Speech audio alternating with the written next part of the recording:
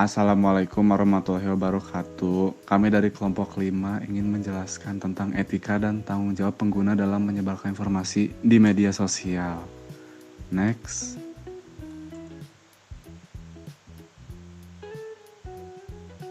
Pertama-tama kami perkenalan dulu. Jadi silahkan perkenalan. Perkenalkan, nama saya Anissa Tulsni dengan NIM 102022500217. Perkenalkan, nama saya Fadil Habani dengan NIM 102022500203. Perkenalkan, nama saya Muhammad Akbar Gemilang Persada dengan NIM 10202025000230. Perkenalkan, nama saya Nakula Ibrahim Aristi dengan NIM 10202225000213. Perkenalkan, nama saya Radin Kaufalden dengan NIM 10202225000239. Oke, next. Slide pertama akan dibacakan oleh Fadlah yang berjudul latar belakang. Media sosial saat ini telah menjadi ruang publik digital utama, terutama bagi mahasiswa. Intensitas penggunaan yang tinggi membawa dampak positif, tetapi juga memunculkan berbagai masalah seperti hoax, ujaran kebencian, pelanggaran privasi, hingga kejahatan siber. Oleh karena itu, diperlukan etika dan literasi digital agar penggunaan media sosial tetap sehat dan bertanggung jawab. Next. Oke, next. Rumusan masalah akan dibacakan oleh Fadlah.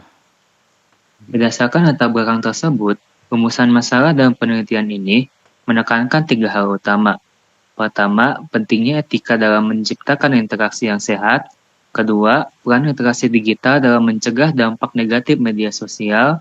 Ketiga, tanggung jawab pengguna untuk bersikap bijak, sadar hukum, dan menghormati orang lain di ruang digital. Next. Selanjutnya, tujuan penelitian akan dibacakan oleh Nakula Ibrahim.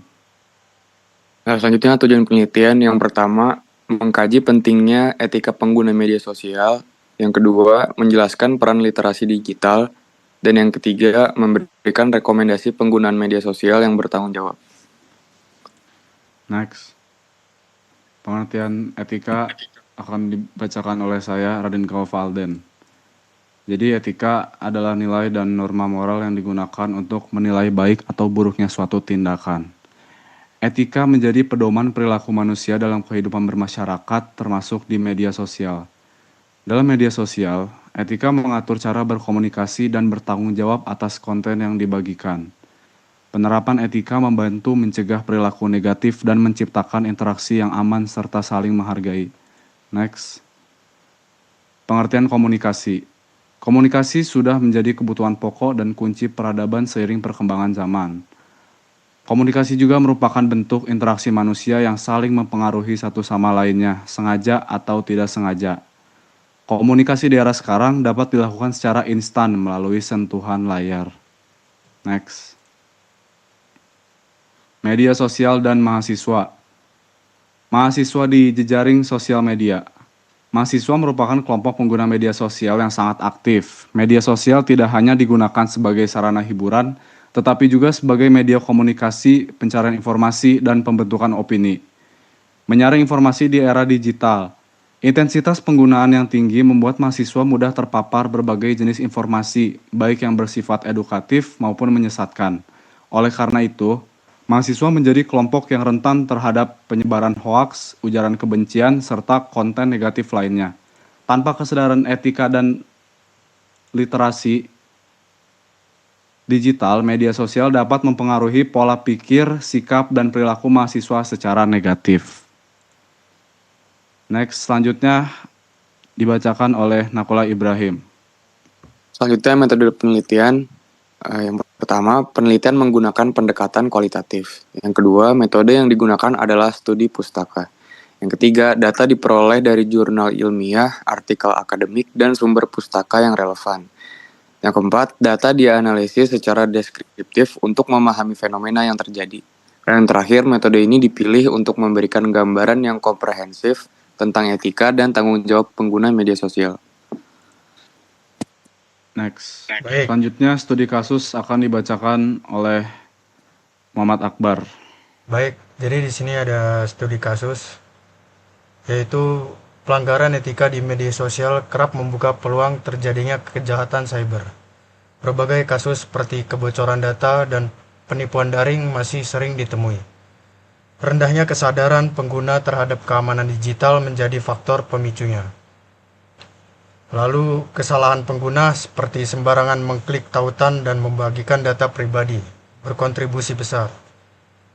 Lalu, perkembangan teknologi perlu diimbangi dengan sikap etis dan literasi digital yang memadai.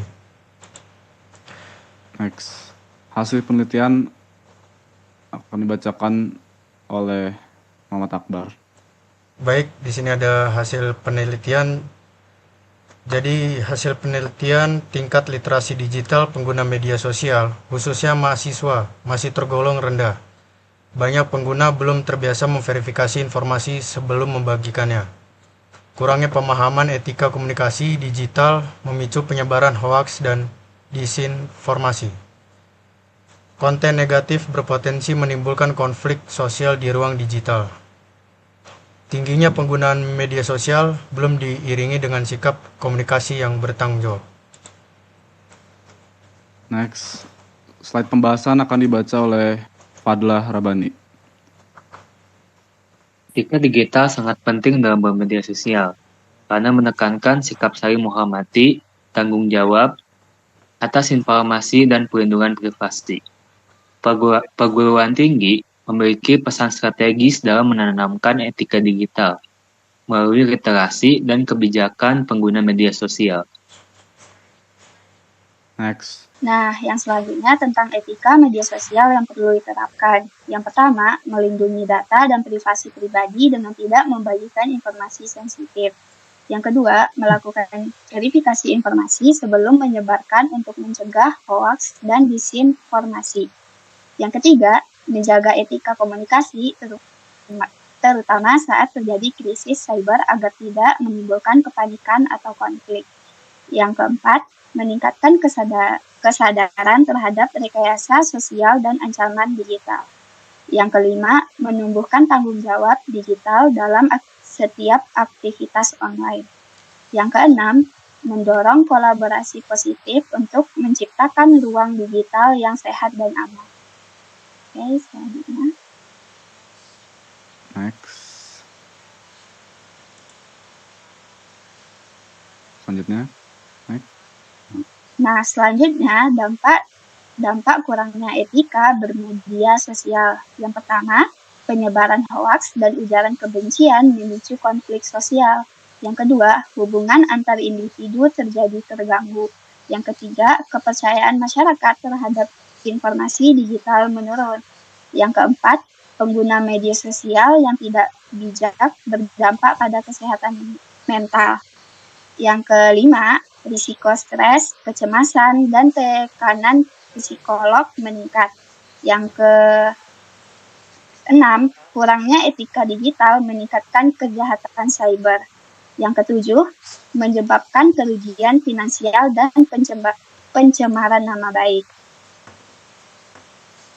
Nah, selanjutnya kesimpulannya, berdasarkan hasil pembahasan, media sosial terbukti memiliki pengaruh besar dalam kehidupan masyarakat, terutama di kalangan mahasiswa.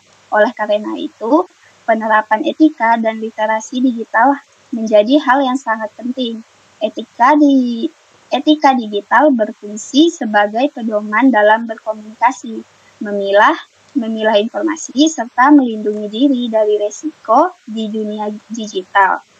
Mahasiswa diharapkan mampu menggunakan media sosial secara kritis, bijak, dan bertanggung jawab agar dapat dimanfaatkan secara positif untuk pembelajaran, pengembangan diri, dan penyebaran informasi yang bermanfaat bagi masyarakat.